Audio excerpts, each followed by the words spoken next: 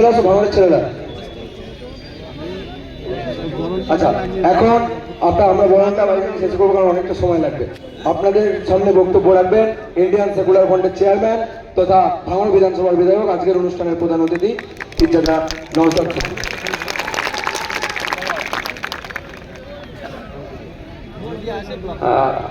আজকে আমরা এখানে উপস্থিত হয়েছি ইন্ডিয়ান সেকুলার ফ্রন্টের একটা শাখা সংগঠন স্টুডেন্ট ফ্রন্ট, তাদের ৪র্থ বার্ষিকী প্রতিষ্ঠা দিবস উদযাপন উপলক্ষে ছাত্র জনতা সমাবেশে। এই ছাত্র জনতা সমাবেশের ব্যাখ্যা এখন আমার পাশের বিধায়ক, পাশের বিধানসভা, যাকে মমতা ব্যানার্জি বলে তুই বোম বাঁধিস, তার ছেলেদেরকে শিখাতে পারেনি। আমি ভাবছি এটাই পশ্চিমবাংলার শিক্ষা অবস্থা কোথায় নিয়ে গিয়ে দাঁড় করিয়েছে মমতা ব্যানার্জি মহাশয়া। ছাত্র জনতা সমাবেশের ব্যাখ্যাটাই তারা করতে পারছে না, তাদের দাঁত ভেঙে যাচ্ছে, তাদের পেন ভেঙে যাচ্ছে। কদিন আগে আমি এসআইআর এর ফর্ম ফিল আপ করছিলাম, অনেকের রাগ হয়েছে। আমি এতটুকুই কথা বলেছিলাম, শিয়াল তখনই আঙুর ফলকে টক বলে যখন ও বাটা ফর্ম ফিল আপ করতে পারবে না, পেন দিলে পেন ভেঙে ফেলবে, ওই জন্য নওশাদের পেনরা। এই সমাবেশটা শুধু ছাত্রদের সমাবেশ নয়, এই সমাবেশটা অভিভাবকদের সমাবেশ। এই সমাবেশ থেকে আওয়াজ উঠবে ওবিসির নামে যে বিচারিতা চলছে পশ্চিমবাংলায়, সংখ্যালঘু যুবকদের শিক্ষার ক্ষেত্রে যে বৈষম্য হবে, চাকরির ক্ষেত্রে যে বৈষম্য হবে, আজকে এই ছাত্র জনতা সমাবেশ থেকে রাজ্যের মুখ্যমন্ত্রীর কাছে বার্তা দিতে চাই যে ওবিসির নতুন লিস্ট আপনি বার করেছেন, অবিলম্বে এটাকে প্রত্যাহার করতে হবে। নির্দিষ্ট নতুন ওবিসি সার্টিফিকেট পাবলিশ করতে হবে, লিস্ট পাবলিশ করতে হবে। অন্যথায় কিন্তু আগামী দিনে এই ছাত্ররা আর অভিভাবকরা মিলে বিসিডব্লিউ অফিসে যাবে, ঘেরাও করবে, জবাব নেবে, তখন না জবাব দিতে পারছে তাদেরকে পার হতে দেবে না। আজকে ছাত্র অভিভাবকদের সমাবেশ কেন করলাম? শুধু ছাত্র নিয়ে করতে পারতাম, শুধু ছাত্রদের করলে সব সমস্যার সমাধান হবে না। ছাত্রদের অভিভাবকদের লাগবে, আপনাদেরও লাগবে। সেই জন্য ছাত্র জনতা সমাবেশ করেছে। সবই যদি আমাদের ওরা বুঝিয়ে ফেলতো, ওদের সাথে আমাদের তফাৎটা কোন জায়গায়? ঠিক হলো। যাক, ড্রোন দিয়ে দেখাও কোনো চেয়ার ফেয়ার ফাঁকা আছে নাকি? ভাই কাউকে 500 টাকা বিরিয়ানি প্যাকেট দিয়ে এসছেন নাকি? যাক, আমাদের আজকে এই ছাত্র জনতা সমাবেশটা কেন হচ্ছে? এই সমাবেশে আমাদের আওয়াজ তুলতে হবে। আপনারা জেনে রাখুন, আমি আজকে বক্তব্যটা একটু মনোযোগ সহকারে দেখবেন। রাজনৈতিক মত পার্থক্য ছিল, আছে, থাকবে, এটা স্বাভাবিক ব্যাপার। আমরা যে গণতান্ত্রিক পরিবেশে বসবাস করি, আমরা গর্ব করে বলতে পারবো আমরা যে দেশে থাকি, এই দেশে রেজিস্টার্ড পলিটিক্যাল পার্টির সংখ্যা হচ্ছে 2200 থেকে 2500। তো গর্বের বিষয়, সারা পৃথিবীতে যেখানে গণতান্ত্রিক সিস্টেম আছে, যেখানে ভোটিং সিস্টেম আছে, সারা পৃথিবীর রাজনৈতিক দলগুলো একদিকে রাখবেন, আমার এই মহান ভারতবর্ষের রাজনৈতিক দলগুলো আলাদা রাখবেন। সারা পৃথিবীতে যত বড় দল আছে, ভারতবর্ষে তার থেকে বেশি দল আছে, এটা গর্বের বিষয়। সুতরাং রাজনৈতিক মত পার্থক্য থাকবে, আদর্শগত মত পার্থক্য থাকবে, থাকাটাই স্বাভাবিক। কিন্তু যে ডিমান্ড নিয়ে আসছে ছাত্র জনতা সমাবেশ হচ্ছে, এই ডিমান্ডকে আপনি এড়িয়ে যেতে পারেন না। আপনারা শুনলে অবাক হবেন, 2011 সালের আগে যে ওবিসি গুলো ছিল সেইগুলো ঠিক থাকলো, 2011 সালের পরে অনেক ওবিসি সুপ্রিম কোর্টে পর্যন্ত গিয়ে ধাক্কা খেলো। তারপরে রাতারাতি মমতা ব্যানার্জি দেখলাম নতুন করে সার্ভের নামে নাটক করে একটা কমিটিকে বসিয়ে দিয়ে কিছু ওবিসির লিস্ট পাবলিশ করেছে। ওই লিস্ট খুলে যখন আমরা দেখলাম সংখ্যালঘু মুসলিম সম্প্রদায়ের ছেলে মেয়েরা উচ্চ শিক্ষার ক্ষেত্রে চরম বৈষম্যের শিকার হবে, মহিলারা উচ্চ শিক্ষার ক্ষেত্রে চরম বৈষম্যের শিকার হয়ে যাবে, সাথে সাথে আবার আমরা কি দেখলাম, চাকরির ক্ষেত্রে ওবিসি এ বি যে সর্বনাশ করেছে, সংখ্যালঘু মুসলিম সম্প্রদায়কে খুঁজে পাওয়া যাবে না। কিন্তু আমাদের বক্তব্য, কে সংখ্যালঘু কে সংখ্যাগুরু বড় কথা নয়, পেপার হয়েছে, সায়েন্টিফিক হয়েছে, সার্ভে হোক। 1993 সালের ব্যাকওয়ার্ড ক্লাসেস অ্যাক্টকে মান্যতা দিয়ে সার্ভে করে প্রকৃত যারা রিজার্ভেশন পাওয়ার যোগ্য তাদের রিজার্ভেশন দেওয়া হোক। কিন্তু মমতা ব্যানার্জি আরএসএস এর কথা শুনে, নাগপুরের কথা শুনে পশ্চিম বাংলার সংখ্যালঘু মুসলিম সম্প্রদায়ের ছেলেমেয়েরা আগামী দিনে যাতে না চাকরি পায় তার ব্যবস্থা করে দিয়েছে। শুধুমাত্র খাতাই কলমে ওবিসি সার্টিফিকেট থাকলেও বাস্তবে এই রূপকে পাবে না। তাই বন্ধুগণ, আজকের ভাঙড়ের মাটি নয়, রাজ্যের বিভিন্ন প্রান্ত থেকে প্রতিনিয়ত শিক্ষিত বেকার যুবক যুবতীরা যারা উচ্চ শিক্ষা অর্জন করে বসে আছে বা যারা উচ্চ শিক্ষা অর্জন করার ক্ষেত্রে এই বৈষম্যের শিকার হচ্ছে, তারা বারবার আমাকে ফোন করছে, তারা বারবার আমাকে বলছে যে ভাইজান আপনাকে দায়িত্ব নিতে হবে, আপনি ছাড়া এই সমস্যার সমাধান হবে না। এই ওবিসি যে নতুন লিস্ট করেছে মমতা ব্যানার্জিকে বাতিল করে সায়েন্টিফিক হয়েছে সঠিক সার্ভে করে এটাকে পুনরায় ফিরিয়ে নিয়ে আসতে হবে, এই দাবি আমাকে বারবার জানাচ্ছে। আজকে আমাদের ছাত্র জনতার এই সমাবেশ থেকে রাজ্যের মুখ্যমন্ত্রীর কানে পৌঁছে দিতে চায়, আর কয়েকটি দিন অপেক্ষা করব। যদি মনে করেন পশ্চিম বাংলার সংখ্যালঘু মুসলমান সমাজকে বিজেপির ভয় দেখিয়ে এদের অধিকার কেড়ে নেবেন, এটা মাথায় রাখবে। এদের পাশে কেউ থাকুক আর নাই থাকুক, নওশাদ সিদ্দিকীদের পাশে থাকবে, মাইকেদের পাশে থাকবে, তপন ব্যানার্জি থাকবে, শামসুল সাহেব থাকবে, এদের পাশে বাংলার জনগণের পাশে আমরা থাকবো, খাম চিহ্ন থাকবে। সুতরাং এদের প্রপার গাইডলাইন মেনে যদি সার্ভে না হয় আগামী দিন কিন্তু আমরা যাবো পিসিডব্লিউ ঘেরাও করবো, প্রয়োজনে তালা লাগিয়ে দেবো যদি সার্ভে রিপোর্ট না দেখাতে পারে। আপনারা অবাক হবেন, সার্টিফিকেট এখন নাম কাস্তে হয়েছে, ওবিসিতে কিছু হবে না। বাঁকুড়া ইউনিভার্সিটি দেখলাম, কল্যাণী ইউনিভার্সিটি, বিভিন্ন ইউনিভার্সিটিতে উচ্চ শিক্ষায় শিক্ষিত হওয়ার জন্য যে ভ্যাকেন্সিস গুলো আছে সেখানে আর সংখ্যালঘু মুসলমানদের খুঁজে পাওয়া যাচ্ছে না, কিন্তু সংরক্ষণ নাকি আপনাকে দিয়েছে। ওই সংরক্ষণের লাভ কি, যে সংরক্ষণ থেকে আমি ফায়দা পাবো না? তাই বন্ধুগণ, আজকে আমি রাজনৈতিক কসলাকসলিতে যাব না। আজকে আমাদের ছাত্রদের একটু নাম জড়িয়ে আছে, শিক্ষা বিষয়টাতেই বেশি ফোকাস করে বক্তব্য দেব। তার আগে একটা কথা বলি, গত 2-3 দিন ধরে আমার একটি বক্তব্যকে ওই বলা কথাই আছে অর্ধ সত্য সত্য মিথ্যার চেয়ে ভয়ঙ্কর, ওই বিষয়টা আমাকে ক্লারিফিকেশন দেওয়া দরকার। আমি চালতাবেড়িয়া অঞ্চলে প্রোগ্রাম করতে করতে বলেছি, আসুন আমরা তৃণমূল আমাদেরকে বলে আইএসএফ নাকি ভোট কেটে বিজেপিকে নিয়ে আসে, তাহলে একটা চুক্তিবদ্ধ হোক। আইএসএফ যেখানে যেখানে প্রার্থী হবে সেখানে যদি ভোট কেটে বিজেপি আসে, তৃণমূল যা শাস্তি দেবে তাই মাথা পেতে মেনে নেব। আর সাথে সাথে এটাও আমি বলেছি, এটাও চুক্তিবদ্ধ করতে হবে, মমতা ব্যানার্জিকে সই করতে হবে। যে চুক্তিতে যেমন আব্বাস সিদ্দিকী সই করবে, মমতা ব্যানার্জিও সই করবে। যেখানে যেখানে তৃণমূল প্রার্থী হবে সেখানে যদি বিজেপি আসে তাহলে আইএসএফ যা শাস্তি দেবে মাথা পেতে মেনে নিতে হবে। তারপরে বলেছি, যেখানে প্রার্থী দিয়েছি যদি বিজেপি চলে আসে, আইএসএফ প্রার্থী দেওয়ার জন্য আমার মাথা গা নিচের দিকে পাটা উপরে দিয়ে গাছে বেঁধে যতটা ইচ্ছা বাড়বে, আমার কোনো যায় আসে না।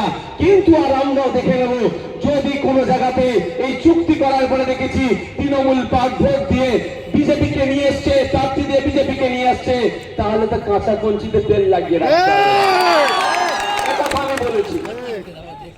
তাহলে যখন আমার সাহস আছে, আমি কি বলছি, নওশাদ সিদ্দিকী আমার দলের প্রতিষ্ঠাতা পীর আব্বাস সিদ্দিকী কি বলেছেন, যে আমাদেরকে নির্দেশ দিয়েছে যদি আমরা কোনো জায়গায় প্রার্থী দিই, যদি বিজেপি চলে আসে, তাহলে তৃণমূলের বন্ধুরা নওশাদ সিদ্দিকীর পা দুটো উপর দিকে মাথাটা নিচের দিকে রেখে গাছে ঝুলিয়ে মারবে, কোনো অসুবিধা নেই।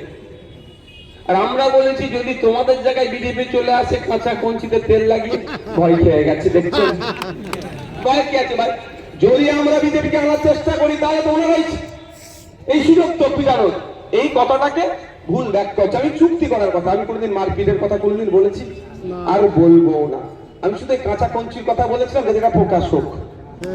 আমরা কি চাইছি, রাজ্যের মানুষের কাছে যাক প্রকৃত অর্থে বিজেপির বিরুদ্ধে কারা লড়াই করতে চাইছে। এই স্টুডেন্ট ফান্ডের লড়াই কি ন্যাশনাল এডুকেশন পলিসি 2022-2020 নামে শিক্ষিত ছেলেদের, গরিব সমাজের ছেলেমেয়েরা উচ্চ শিক্ষায় শিক্ষিত হওয়ার জায়গা রাখছে না। আর্থিকভাবে যারা দুর্বল তাদের বাড়ির ছেলেরা উচ্চ শিক্ষায় শিক্ষিত হতে পারবে না। তাই স্টুডেন্ট ফান্ড বারবার আওয়াজ তুলেছে যে ন্যাশনাল এডুকেশন পলিসি এনইপি 2020 বাতিল করতে হবে। আর অপদস্থ রাজ্য সরকার শিক্ষামন্ত্রী ঘুরিয়ে আবার এইটাকে ইমপ্লিমেন্ট করার চেষ্টা করছে। আমাদের স্টুডেন্ট ফান্ডের দাবি কি, যেটা বড় বাজার বারবার দাবি করে এসেছে, যে সংবিধানকে আমাদের পাঠ্যসূচি অন্তর্ভুক্ত করতে হবে। আমাদের সংবিধান আমাদেরকে জানতে হবে কি অধিকার দিয়েছে, আমরা না জানার ফলে আমাদেরকে ভুল বোঝানো হচ্ছে। এটা হচ্ছে স্টুডেন্ট ফ্রন্টের দাবি। স্টুডেন্ট ফ্রন্টের দাবি কি? কলেজগুলোতে ছাত্র প্রতিনিধি তৈরি হোক। ছাত্র প্রতিনিধি তৈরি করতে গেলে নির্বিঘ্নে ভোট করাতে হবে। ছাত্ররা তাদের প্রতিনিধি হিসাবে যাদেরকে চাইবে তারা শিক্ষক ছাত্র লিয়াজও মেনটেন করবে। শিক্ষক ছাত্রকে মিলিত করে শিক্ষা প্রতিষ্ঠানের আমূল পরিবর্তন হবে। এই ডিমান্ড তো ছাত্র স্টুডেন্ট ফ্রন্টের কি দাবি, অন্য কিছু তো দাবি নাই। কিন্তু দুর্ভাগ্য আমাদের, এরা এতটা বড় সাহসী কিন্তু এরা কলেজে ভোট করাতে চাইছে না। এরা নিজেদেরকে বহুত বড় বাহুবলী ভাবে সামান্য একটা মাদ্রাসার ম্যানেজিং কমিটি এরা ভোট করাতে চাইছে না। ভোট চুরি করছি, আবার বড় বড় কথা বলে, অনেক কথা বলে, আমি উত্তর দিই না। কেন জানেন? এই দেখুন আমাদের সামনে তারা দাঁড়িয়ে আছে, এখানে একদম এক উঠে দাঁড়াও তো, এখানকার যারা লোকালে আছে এলাকায় এরা যথেষ্ট আছে, দাঁড়াও না, দেখতে পাচ্ছেন এরাই যথেষ্ট, ওই জন্য আমি সব উত্তর দিই না। অসুবিধা আছে নাকি? নেতা তো এরা আগামী দিনে হয়ে উঠবে, আগামী দিনে তো এরাই তো নাকি, এরা যথেষ্ট, আমি উত্তর দিই না। কিন্তু কিছু কিছু উত্তর দিতে হয়, না দিলে অসুবিধা আছে, আমি একটু দিয়ে দিই। তো আমি আপনাদের বলবো, আপনাদের বিধায়ক স্টুডেন্ট ফ্রন্টকে সাথে নিয়ে আমরা কি কি করতে চাই একটু জানিয়ে দিতে চাই আপনাদের। স্টুডেন্ট ফ্রন্টকে সাথে নিয়ে আপনাদের বলে রাখি, আমরা একটা প্রস্তাব বিধানসভার মধ্যে ভাঙড়ের মায়েদের কথা ভেবে, ভাঙড়ের বোনেদের কথা ভেবে, ভাঙড়ের ছাত্রীদের কথা ভেবে 1998 সালে ভাঙড় মহাবিদ্যালয় তৈরি হয়েছে। ভাঙড় 1 নম্বর ব্লকে ভাঙড়ের মেয়েদের কথা ভেবে, ভাঙড়ের মেয়েরা উচ্চশিক্ষায় শিক্ষিত হতে পারে তার জন্য ভাঙড় 2 নম্বর ব্লকে একটা মহিলাদের জন্য গার্লস কলেজ করা দরকার। এই দাবি আমি বিধানসভার মধ্যে চলেছি। কাজ স্টুডেন্ট ভোটের দাবিটাকে এগিয়ে নিয়ে চলেছে। আমি কি করব? আমার কাজ সমস্যাটা তুলে ধরা। আপনারা শুনলে অবাক হবেন। আপনারা অনেকে জানেন পোলেরহাট 1 নম্বর, পোলেরহাট 2 নম্বর, এই অঞ্চলে দুটো অঞ্চল মিলিয়ে মাত্র একটাই হাই স্কুল। আমি বিধানসভার মধ্যে দাঁড়িয়ে আমার ভাঙড় বিধানসভার জন্য, আমাদের এলাকার ছেলে মেয়েদের জন্য শিক্ষা প্রতিষ্ঠান বাড়ানোর দাবি তুলেছে। আমাদের স্টুডেন্ট ফান্ডের সাথে সাথে সাথ মিলিয়ে সুর মিলিয়ে আমরা একটা দাবি তুলে এসেছি বিধানসভার মধ্যে, যে কম্পিউটার এডুকেশন প্রাথমিক স্তর থেকে বাধ্যতামূলক করা দরকার। আপনারা শুনে জানেন অনেকে যারা আর্থিকভাবে দুর্বল, আপনারা আপনাদের বাচ্চাগুলোকে সরকারি প্রাইমারি স্কুলে দিচ্ছেন, আর যারা আর্থিকভাবে একটু সবল তাদের বাচ্চাগুলোকে তারা বেসরকারি স্কুলে দিচ্ছে। যারা বেসরকারি স্কুলে পড়ছে ক্লাস 1 থেকে কম্পিউটার এডুকেশন পাচ্ছে। আর আপনি আমি সবজি বিক্রি করি, আপনি আমি ভ্যানওয়ালা, কে রিক্সাওয়ালা, লেদার কমপ্লেক্সে দিন আনে দিন খায়, যে শ্রমিকের কাজ করে তার ছেলেরা অর্থের অভাবে তাদের ছেলেগুলোকে প্রাইভেট স্কুলে দিতে পারে না। ফলে তার ছেলেরা সরকারি স্কুলে যায়, সরকারি স্কুলে গিয়ে যাচ্ছে, কম্পিউটার এডুকেশন পাচ্ছে না। যার বাবার একটু টাকা আছে সে গিয়ে কম্পিউটার এডুকেশন পাচ্ছে। তাহলে সমস্যাটা কি হচ্ছে? যখন আপনার ছেলেটা ক্লাস 5-এ উঠছে, আর যারা যে আর্থিকভাবে স্বাবলম্বী তার ছেলেটাও যখন ক্লাস 5-এ উঠছে, অলরেডি 4 বছর আগে আপনার ছেলের থেকে সে কম্পিউটার এডুকেশনটা পেয়ে যাচ্ছে, আপনার ছেলে 4 বছর পিছিয়ে থাকছে। তাই পশ্চিমবাংলার বিধানসভাতে স্টুডেন্ট ফান্ডে সুর মিলিয়ে আমি আপনাদের বিধায়ক হিসাবে শুধু ভাঙড়ের মানুষের জন্য নয়, রাজ্যের মানুষের শিক্ষার আমূল পরিবর্তনের জন্য, বিশেষ করে প্রান্তিক সমাজের ছেলে মেয়েদের ভবিষ্যৎকে সিকিউর করার জন্য, যেখান থেকে বুনিয়াদী শিক্ষা অর্জন করছে সেই জায়গা থেকে কম্পিউটার এডুকেশন বাধ্যতামূলক হওয়ার জন্য দাবি তুলেছি। আর ওই 3 অঙ্কুরের মতো দামড়া ছেলেগুলো যাদের মনে হয় কলেজে আর কোনো ডিগ্রি ফিগ্রি নয়, তারা কি করছে? এই দাবির সাথে মান্যতা দিচ্ছে না। কথা কি বলছে? এই হয়েছে সে হয়েছে। আমি এখানে একটু চ্যালেঞ্জ করে যাই আপনাদের মাধ্যমে, যারা বেশি কথা বলছে, আমাদের খুব তাড়াতাড়ি স্টুডেন্ট ফান্ডের রাজ্য নেতৃত্বের নাম ঘোষণা হবে। সেখানে একটা ছেলে যদি মনে হয় পড়াশোনার সাথে যুক্ত নয়, যদি খুঁজে বার করতে পারে, সাথে সাথে আপনাদের কথা দিয়ে দিচ্ছি তাকে সেই পদ থেকে আমরা নামিয়ে দেবো। আর এই চ্যালেঞ্জটা আমার টিএমসি বন্ধুদেরকে গ্রহণ করতে হবে। তোমার রাজ্য নেতৃত্ব থেকে শুরু করে কলেজের যারা আমার আগে আমাদের রায়গঞ্জ জেলা পরিষদের একমাত্র বিরোধী বিধায়ক দক্ষিণ 24 পরগনা জেলার ভাঙড় থেকে আপনারা পাঠিয়েছেন। আমরা 3-3 হতো 1-2 নম্বর ব্লক থেকে। 1 নম্বর ব্লকে তো নমিনেশনই করতে দেয়নি, যাক ওই বিষয়ে আমি আসছি না, আমি আমার এখানে ফিরে আসছি। তো ও বললো কি যে কলেজে চাকরি করে সে আবার টিএমসিপি করছে, এটা কি করে হয়? সেই চ্যালেঞ্জটা আমি দিলাম। অনেকে অনেক কথা বলছে, এই আপনারা কি আমরা কেউ লুঙ্গি পরে এসেছি না আমরা? যেটা বিজেপি কথা বলে, যে ভাষায় বিজেপি কথা বলে, লুঙ্গিওয়ালাদের দেখলে যাদের ফেটে যায়। কিন্তু সাউথ ইন্ডিয়া চলে যাবেন, ওখানে ঐতিহ্য কালচারই হচ্ছে লুঙ্গি। সাউথ ইন্ডিয়ার এমপি গুলো আমরা দেখেছি স্যালুট করতে হবে। পার্লামেন্টের উভয় কক্ষে লুঙ্গি পরে এসে ওদের ঐতিহ্যকে বজায় রাখে। বিজেপি যে ভাষায় মুসলিম সম্প্রদায়কে লুঙ্গি বাহিনী বলে দেখে দেয়, গত কয়েকদিন ধরে দেখছি এই ভাঙড়ে শিক্ষার আমূল পরিবর্তনের জন্য, ভাঙড় স্কুলের টিচারের জন্য, ভাঙড়ের নতুন কলেজের জন্য, ভাঙড়ের মহিলাদের আলাদা কলেজের জন্য স্টুডেন্ট ফান্ড আর আমার পক্ষ থেকে যে সংগ্রাম চলছে, এই সংগ্রামকে উল্লঙ্ঘিত করার জন্য আমাদের আজকে এই সমাবেশে অভিভাবক যারা এসেছেন তারা নাকি লুঙ্গি পরে আসবে বলে তাদেরকে খিল্লি করছে। তাহলে বুঝে নিতে হবে বিজেপি যে ভাষায় কথা বলে আর ওইদিকে নটোরিয়াস ক্রিমিনালের আশপাশে যারা ঘুরছে তারাও এক ভাষায় কথা বলছে। কোন জায়গায় সাথে মমতা ব্যানার্জির যে পার্থক্য নয় এটা পুরোপুরি বোঝা যাচ্ছে। আমি অবাক, শুধু আমাকে কয়েকটা ছেলে পাঠাচ্ছিল, আমি বললাম ইগনোর করো, ও আর হালকা বয়সী ছেলে বলে, যদি আমার খুব বেশি বয়স হয়ে যায়নি, কিন্তু আপনারা যে দায়িত্ব দিয়েছেন বয়স্ক লোকের মতো ভূমিকা পালন করতে হচ্ছে। যাক, ভাবতে পেরেছেন বিজেপি যে ভাষায় কথা বলে সংখ্যালঘু মুসলমান লুঙ্গি পরে আসলে যেভাবে খিল্লি করে, তৃণমূলের টিএমসিপির ছেলেপুলেরাও সেই ভাষায় খিল্লি করছে। তার মানে কি কোথাও রসুনের কোয়া এক জায়গা, কোথাও গিয়ে জুড়ছে তো নাকি? সেই জন্যই আপনারা ভাবুন, রাজ্যের ৭৭টা এমএলএ জিতে আছে কোথায়? বিজেপির বিধায়করা জিতে আছে। ওখানে কোনো ডিস্টার্ব নাই। ডিস্টার্ব কেন ভাঙড়ে করতে হবে? বন্ধুগণ, আজকে আমাদের এই ছাত্র জনতার সমাবেশটা কেন? আজকে কেন অভিভাবকদের ডাকা হয়েছে? শুধু ছাত্রদের ডাকতে পারতাম তো। আজকে অভিভাবকদের ডাকা হয়েছে এই জন্যই যে অভিভাবকরা আপনারা মাথায় ঢুকিয়ে নিয়ে যান, আপনার ছেলেটা কলেজে যাচ্ছে, সেখানে টিচার নাই, পড়ার পরিবেশ নাই। আমাদের অতীব দুঃখের সাথে বলতে হয় ভাঙড় কলেজটা হয়তো ফুল টাইম কলেজ হলো, পার্ট টাইম এখন তৃণমূলের পার্টি অফিসে পরিণত হয়েছে। তো আপনার আমার ছেলেপুলেরা ওখানে গিয়ে সঠিক শিক্ষা পাচ্ছে কি পাচ্ছে না, তাই জানাবার জন্য আজকে অভিভাবকদের ডাকা হয়েছে, জনতাকেও ডাকা হয়েছে। আমরা শুধুমাত্র এই ছাত্র সমাবেশ লিখে আমরা ছেলেগুলোকে স্টেজে বসিয়ে দিইনি, অভিভাবকদেরকে স্টেজে বসিয়েছি, ছাত্রদেরকে স্টেজে বসিয়েছি। এটাই হচ্ছে ওদের থেকে স্টুডেন্ট ফান্ডের আইএসএফ এর পার্থক্য। এই পার্থক্য যদি না বুঝতে পারে তাই এটা কি আমাদের দোষ? শিক্ষার অভাব। শিক্ষার অভাব মিন্স প্রকৃত শিক্ষার অভাব। ডিগ্রি পেয়ে যাচ্ছে, ডিগ্রি নিয়ে অসুবিধা নাই, ওই ডিগ্রির কিছু দাম নেই। যাক বন্ধুগণ, আজকে আপনার অভিভাবকদের কেন ডেকেছি আপনাদের ভাবতে হবে। আজকে আপনার বাড়ির ছেলেটা কলেজমুখী হতে চাইছে না, কেন কলেজমুখী হতে চাইছে না? কলেজে নোংরামি, বাদরামি, আপনার বাড়ির মেয়েটি পদ্মাদেশের মেয়ে হোক আর যেই মেয়ে হোক না কেন কলেজমুখী হতে চাইছে না। কলেজের দিনে যেরকম নোংরামিটা চলছে, আপনার বাড়ির আমার বাড়ির ছেলেটা আর উচ্চ শিক্ষায় মনোযোগ দিচ্ছে না, কারণ তারা দেখছে চাকরি পড়াশোনা শেষ করার পরে আর চাকরির ভবিষ্যৎ নাই। তাই আপনাদের অভিভাবকদের ডাকা হয়েছে। এইভাবে যদি চলতে থাকে তাহলে তথ্য তুলে দেখুন, দক্ষিণ 24 পরগনায় যে কটা কলেজ আছে, কলেজের 50% এখনো কিন্তু সিট ফিল আপ হয়নি। একটা সময় ছিল, আমি আমার কথা বলছি, আমি যখন জাস্ট উচ্চ মাধ্যমিক পার করবো কি মাধ্যমিক, ওই সময় দেখতাম ওই সময় থেকে কলেজে ভর্তি হবো, বিশ্ববিদ্যালয়ে ভর্তি হবো, এই আমার মনোযোগ ছিল। তখন আমি খোঁজ রাখতাম। তখন আপনারা বলুন, যারা 40-42 বছর বয়স, তারা ভালো করে বলতে পারবে আজ থেকে 20 বছর আগে, 15 বছর আগে কলেজে ভর্তি হওয়ার কম্পিটিশন থাকতো, লিস্ট বার হতো, অনেকের নাম আসতো, অনেকের নাম আসতো না, এত কম্পিটিশন ছিল। আর আজকে খোঁজ নিয়ে দেখুন, ভাঙড় মহাবিদ্যালয়ে চলে যান, ভাঙড় মহাবিদ্যালয়তে গিয়ে চলে যান, গিয়ে খোঁজ নিয়ে দেখুন।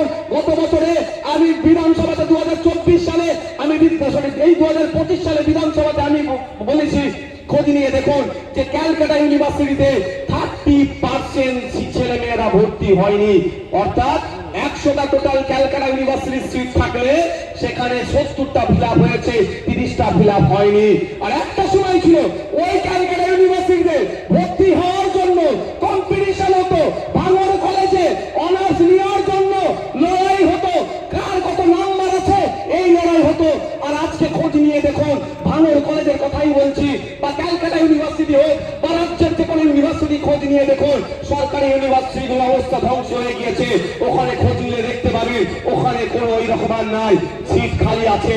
অনার্সের 40টা সিট 4টে ফিল আপ হয়েছে, 36 জন খুঁজে পাওয়া যাচ্ছে না, অনার্স করার ছেলে পাওয়া যাচ্ছে না।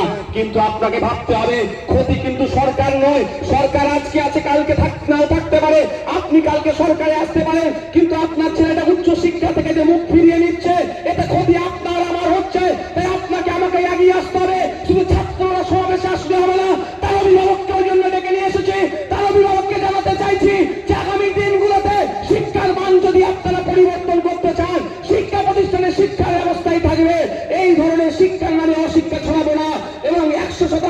বেশি পূরণ হয়, তার পরিকাঠামো তৈরি করার জন্য আপনাদের সাথ আমাদের লাগে। তাই শুধু ছাত্ররা সাথ দিলে হবে না, ছাত্রদের অভিভাবকদেরকেও সাথ দিতে হবে। সেই জন্যই আজকে আমাদের ছাত্র জনতা সমাবেশ।